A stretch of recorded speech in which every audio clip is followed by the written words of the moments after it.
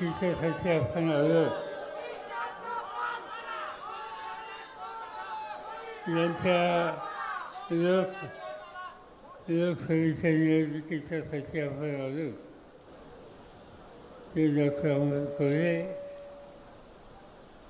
व्यासपीठावरचे सगळे मान्यवर,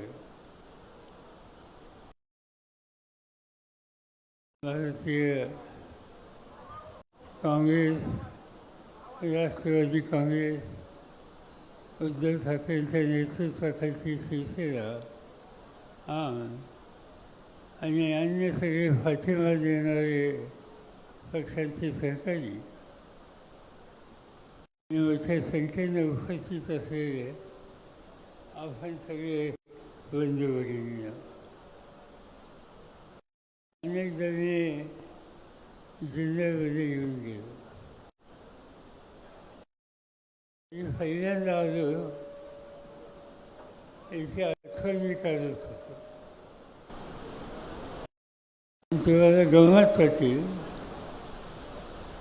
1907 साली मी पुण्याच्या कॉलेजमध्ये शिकत होतो. संत चव्हाणांच्याबद्दलचा प्रचंड आदर आम्हा तरुणांच्या मनामध्ये होता. संयुक्त महाराष्ट्राची चळवळ होती. हे मराठी राज्य व्हावं यासाठी अनेकांनी संघर्ष केला, सत्याग्रह केले. शेवटी चव्हाण साहेबांच्या विचारानं नेतृत्वानं जवाहरलाल नेहरूंनी मुंबईमध्ये येऊन महाराष्ट्राची घोषणा केली. ज्या दिवशी प्रत्यक्ष हे महाराष्ट्र राज्य जाहीर करायचं होतं तो दिवस होता 1 मे 1960. आम्ही सगळे तरुण विद्यार्थी या सगळ्या प्रश्नाच्या संबंधी अतिशय आक्रमक अशा पद्धतीनं त्या चळवळीमध्ये सहभागी झालो होतो. जेव्हा जाहीर झालं 1 मेचा हे राज्य जाहीर होईल, ते जाहीर करण्याच्या पूर्वी ज्यांच्या कर्तृत्वानं हे महाराष्ट्र राज्य बनणार आहे ते संत चव्हाण 1 मेला सकाळी 9 वाजता शिवनेरीवर येणार आहे आणि शिवनेरीला ते घोषणा करतील आणि नंतर देशाचे प्रधानमंत्री मुंबईमध्ये अधिकृतपणाने जाहीर करतील. ही बातमी आम्हाला समजली तर आम्ही फारसा मिळाली निर्णय घेतला शिवनेरीवर जायचं. आणि रात्री 2 वाजता आम्ही निघालो पुण्यातनं कॉलेजच्या हॉस्टेलवरनं आणि शिवनेरीला आलो. आयुष्याचा फायदा हा जिल्ह्याचा माझा दौरा होता आणि त्या दिवशी महाराष्ट्राची निर्मिती करणारा पोलीस महाराष्ट्राचा ज्येष्ठ नेता त्यांचं दर्शन घेण्याची संधी या जुन्नर तालुक्यामध्ये आम्हाला लोकांना मिळाली. आणि ही गोष्ट कधी आयुष्यात आम्ही विसरू शकत नाही. भाग्य एकच आहे, नंतरच्या काळामध्ये त्याच महाराष्ट्र राज्याचं नेतृत्व करण्याची संधी जनतेने 3-4 वेळ दिली. मी स्वतः महाराष्ट्राच्या विधानसभेला निवडून आलो. माझं वय होतं 27. आज होतं 1967. त्यानंतरच्या दिवसापासून आजपर्यंत 14 वेळेला निवडणुका जिंकल्या आणि सतत कधी विधानसभा, कधी विधान परिषद, कधी लोकसभा, कधी राज्यसभा या सगळ्या संस्थांच्यामध्ये काम करून जनतेचं दुखणं मांडण्याची संधी ही जनतेने मला दिली आणि अनेक लोक आमचे सहकारी होते. त्या आल्याच्यानंतर मला निवृत्ती शेरकर यांची आठवण झाली.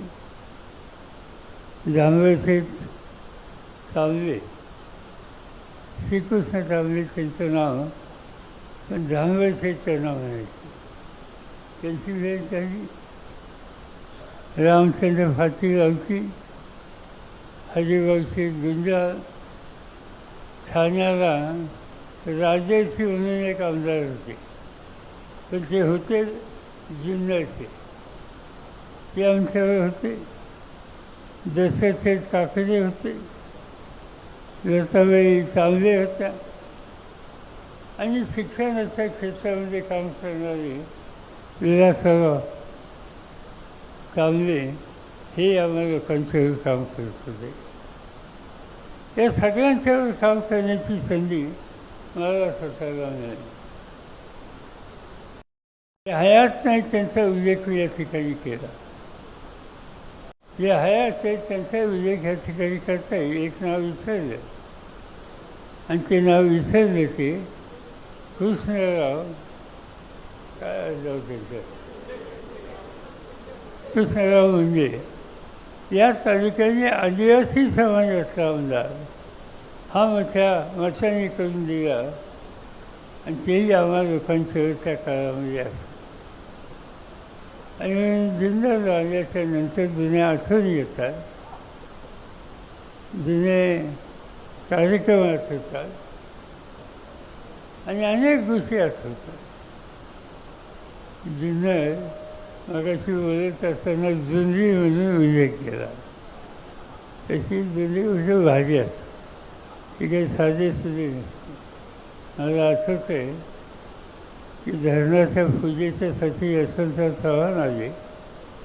आम्ही त्यांच्यावर आलो. पूजेच्यासाठी यशवंतरावजी बसले. त्यांच्या हातात ताट होतं. शेतकऱ्यांची जमीन त्या धरणाच्यासाठी घेतली होती. त्याचं नुकसान भरपाईचं काम राहिलं होतं. एक माऊली खाली उठली आणि यशवंतराव चव्हाणाच्या हातातलं ते ताट त्यांनी हिसकून घेतलं. माहिती आहे का कोणाला? त्या जुन्या लोकांना माहीत असतं.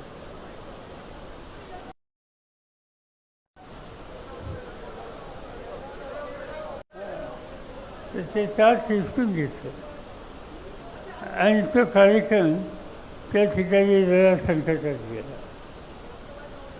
पण आम्ही सगळ्यांनी नंतर लक्ष घातलं आणि शेवटी ते पूजन झालं. आज जुन्नर तालुक्यात जर नजर टाकली तर त्या जुन्नरचा चेहरा बदलला. इथे उत्तम शेती करतात, ऊसाची लागवड करतात, केळी करतात.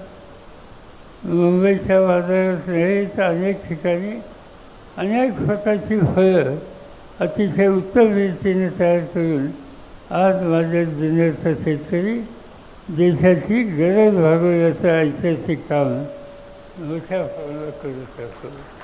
हा या जिल्ह्याचा चेहरा आहे. आणि मला आनंद आहे की जी काय धरणं झाली त्याची निम्म्यापेक्षा धरणाचं भूमिपूजन ही माझ्या हातून झालेली आहे. जी काय धरणं झाली त्याचं बहुसंख्य धरण्याचा निर्णय माझ्या सैन्य झालेला होता. आणि त्यामुळं जुन्नरचा चेहरा बदलला. एक काळ असा असायचा की मुंबईचा प्रॉफर मार्केट, भायखळा मार्केट आमचे जुन्नरचे सहकारी त्या ठिकाणी अधिक असायचे. माझ्या घरी शेतीमध्ये आमची द्राक्षाची बाग होती, मोसंबीची बाग होती आणि भाजीपाला असायचा. कधीतरी एखाद्या शनिवारी सुट्टी असली तर आई सांगायची की हा माल मुंबईला घेऊन जा. आणि जे कोणी हुंडेखोर येत असेल, ढवळे म्हणून काही नाव विसरलो मी, त्यांच्याकडे हा माल घेऊन द्या. खोडनं जावं लागायचं, टेम्पोमधनं जावं लागायचं. तिथे गेल्याच्या नंतर माल तिथं द्यायचा प्रॉफिट मार्केटला. आणि आनंद कशाचा व्हायचा, ज्यांच्याकडे जो काही ज्यांचा दलाल असेल त्यांच्याकडे माल द्यायचा, तो मालाची विक्री झाल्याच्या नंतर मुंबईच्या कुठल्या तरी थिएटरमध्ये एखादा सिनेमा आम्हाला दाखवायची. एक कप चहा आणि सिनेमा, आम्ही खुश होऊन जायचो त्या जुन्नरी लोकांच्या पाहुणचाराने. आज ते आहे पण समान कमी. आणि जे चांगलं काम करतात त्यांच्या विरुद्ध सत्तेचा गैरवापर केला जातो. आज ज्यांच्या हातामध्ये देशाची सत्ता आहे, ती सत्ता लोकांच्यासाठी वापरायची असते, ही लोकशाहीची जबाबदारी आहे.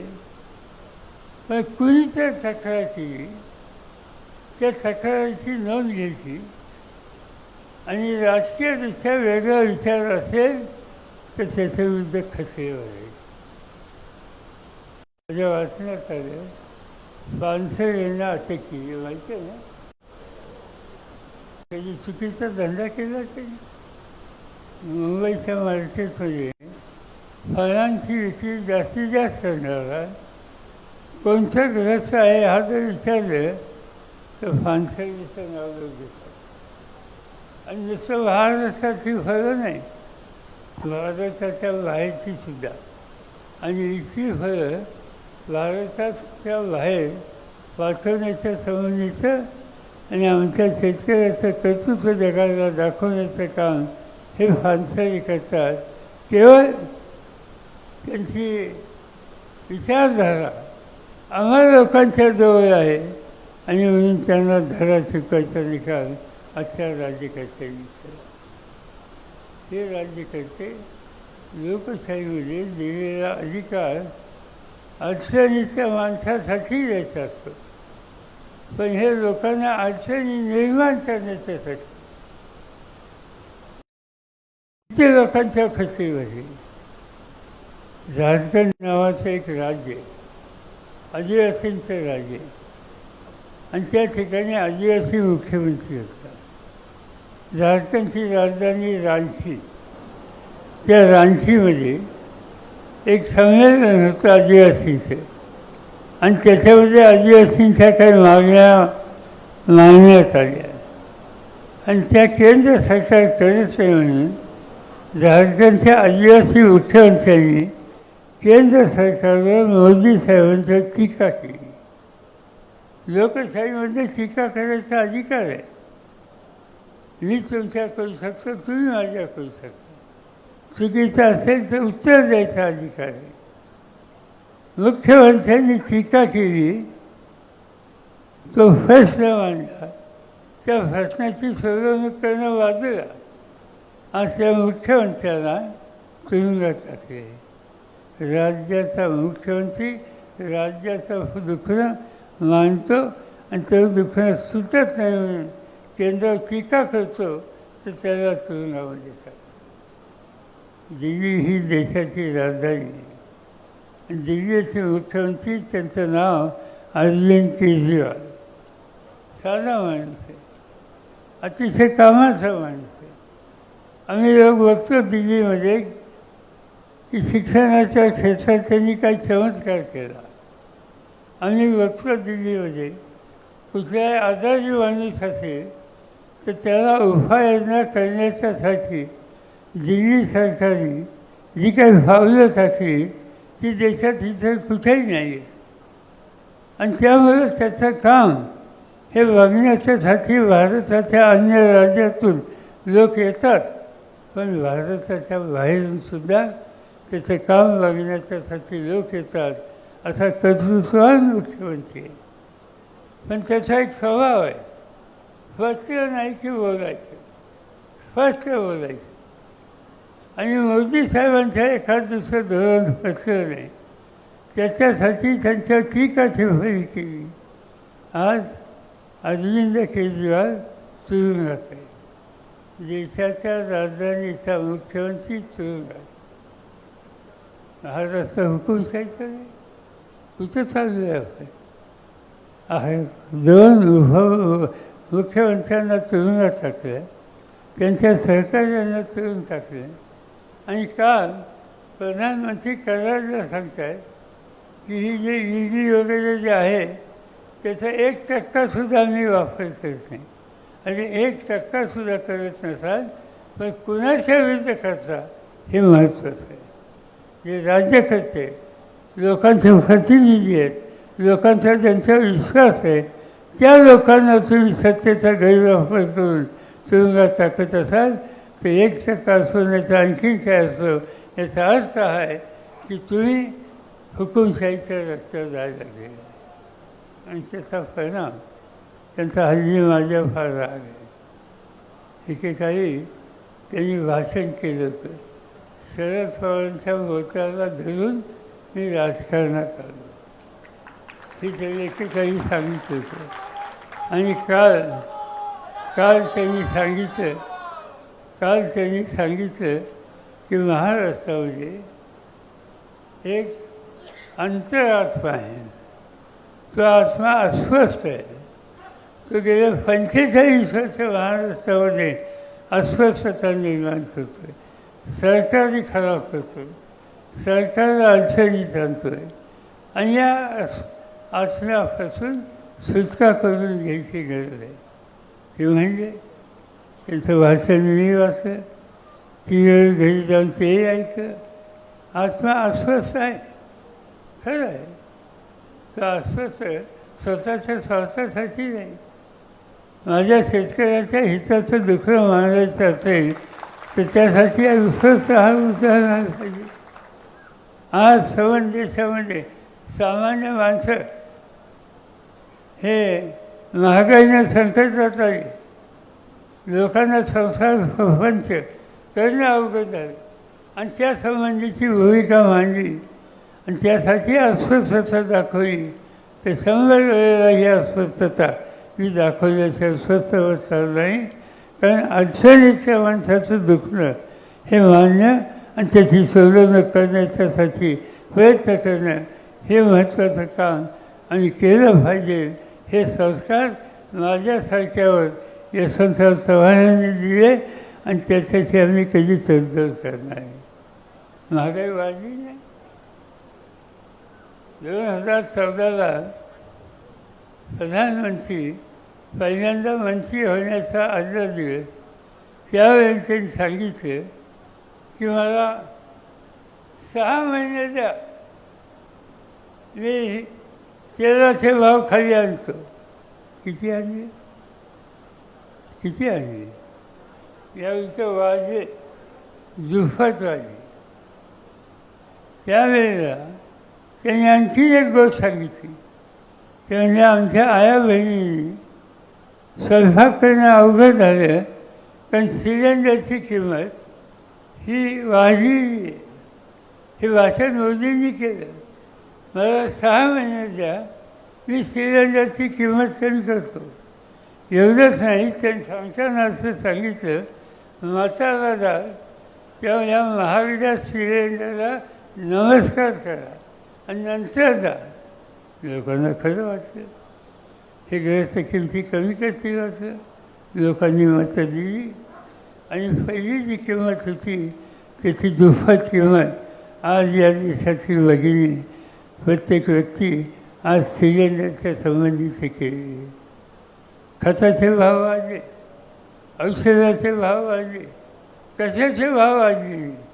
ज्या ज्या गोष्टी संसाराला लागतात, ज्या ज्या गोष्टी शेतीला लागतात, त्या प्रत्येक गोष्टीचे भाव यांच्या राजवटीत वाढले आणि ते सांगतात की महागाईच्या बद्दल तुम्ही लोकांनी काय काम केलं. प्रश्न विचारतात, शरद पवारांनी काय केलं. आणि 2014पासून आजपर्यंत 10 वर्ष सत्तेत तुम्ही आहात, मी नाही सत्तेत. तुम्ही उत्तर द्यायचं काय तुम्ही केलं, पण स्वतः उत्तर देण्याच्या तयारीत नाही. दुसऱ्यांच्या टीका टिप्पणी करणं एवढे एक कमी कार्यक्रम आज ते त्या ठिकाणी करतात.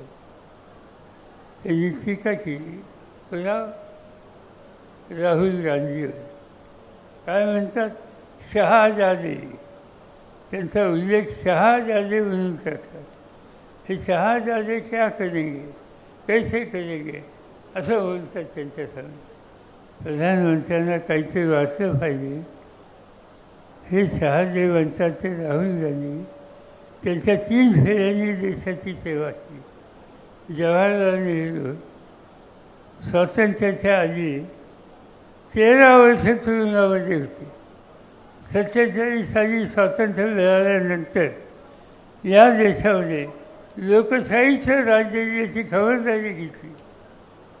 विविध क्षेत्रामध्ये देश पुढे जाईल यासाठी भावलं त्यांच्यासाठी.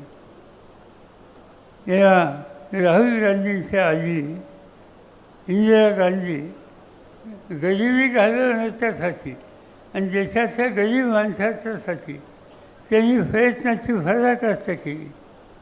त्यांची हत्या झाली. संसार उद्ध्वस्त अशी स्थिती झाली. त्याच्यानंतर त्यांचे वडील राजीव गांधी आधुनिकतेचा स्वीकार करून हा देश पुढे यावा यासाठी प्रयत्नांची पराकाष्ठा त्यांनी केली. एक दिवशी दक्षिणेत गेल्याच्या नंतर वामस्फेटमध्ये त्यांच्या शरीराच्या चिंधल्या झाल्या. ते मारले गेले. एवढा होता काय केला. वडील, आजोबा, आई, आजी या सगळ्यांनी देशाच्यासाठी त्याग केला. आणि त्या राहुल गांधींना हे विचारतात, शहाजादा क्या कर गया. या शहाजाद्यांनी देशाचं दुखणं समजण्याच्यासाठी कन्याकुमारीपासून काश्मीरपर्यंत पायी संबंध देशाचा दौरा केला. पायी. ऊन पाऊस काही बघितलं नाही. आणि बघितलं काय, जाताना रस्त्याने शेतकऱ्यांना भेट, तरुणांना भेट, आया बहिणींना भेट, त्यांचं दुःख समजून घे आणि उद्याचं देशाचं संकट हे दूर करण्याच्यासाठी काही ठोस निर्णय घेतले पाहिजेत याबद्दलचा अभ्यास या तरुण माणसाने या वयात केला. त्याचं कौतुक करणं सोडा तर त्याला शहाजादा म्हणून त्याची टिंगल करण्याची भूमिका देशाचे प्रधानमंत्री करतात. प्रधानमंत्री पद हे अत्यंत महत्त्वाचं पद असतं. ते देशाचं पद असतं. त्याची प्रतिष्ठा ठेवायची असते. ती प्रतिष्ठा ठेवण्यासाठी तुम्ही आम्ही सगळे तयार आहोत. पण त्या पदावर बसलेली व्यक्ती खोट्या गोष्टी सांगत असते, चुकीच्या गोष्टी मांडत असते, चुकीच्या पद्धतीने टीका टिप्पणी करत असते आणि देशाचे महत्त्वाचे प्रश्न सोडवण्याच्यासाठी सत्ता वापरायची असते याचं त्यांना विस्मरण होत असेल तर अशांच्या हातातून सत्ता काढणं हा निकाल तुम्हाला मला घ्यावा लागेल. आणि तो घ्यायचा असेल तर उद्या मतदान केंद्रावर गेल्याच्या नंतर जे काही तुमच्यासमोर मशीन येईल त्याच्यामध्ये कोल्यांचं जे चिन्ह आहे, तुतारी वाजवणारा माणूस तिचं वचन दाबणं, त्यांना मोठ्या मताने विजय करणं आणि महाराष्ट्राची सगळी शक्ती एकत्र करून देशाच्या राजकारणामध्ये बदल करण्याच्यासाठी काय काय करण्याची आवश्यकता आहे हा निकाल आपल्याला सगळ्यांना घ्यायचा आहे. आणि त्यासाठी ही निवडणूक महत्त्वाची आहे. आम्ही लोक देशाच्या कानाकोपऱ्यात हिंडतो. मोदी साहेब म्हणतात माझ्याबद्दल हा आत्मा तडफडत हिंडतो सगळीकडे. ठीक आहे, लोकांचे दुःख बघून तडफडतो आणि ते तडफडेल. त्याची काही मला चिंता नाही. पण एक खात्री देऊ शकतो की काही किंमत द्यावी लागली तर चालेल, पण आम्ही कधी लाचार बनणार. महाराष्ट्र कधी लाचार बनू शकत नाही. महाराष्ट्र कधी स्वाभिमानाशी तडजोड करू शकत नाही.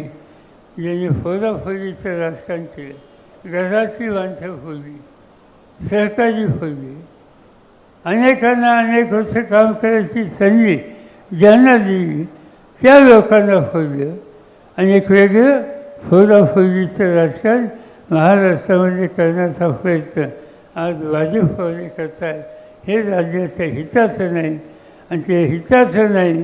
त्यांना खऱ्यासारखं बाजूला टाकणं ही तुमची माझी जबाबदारी आहे आणि तेच काम उद्याच्या मतदानाच्या दिवशी तुम्ही कराल एवढीच अपेक्षा या ठिकाणी करतो आणि माझे 2 शब्द संपतो.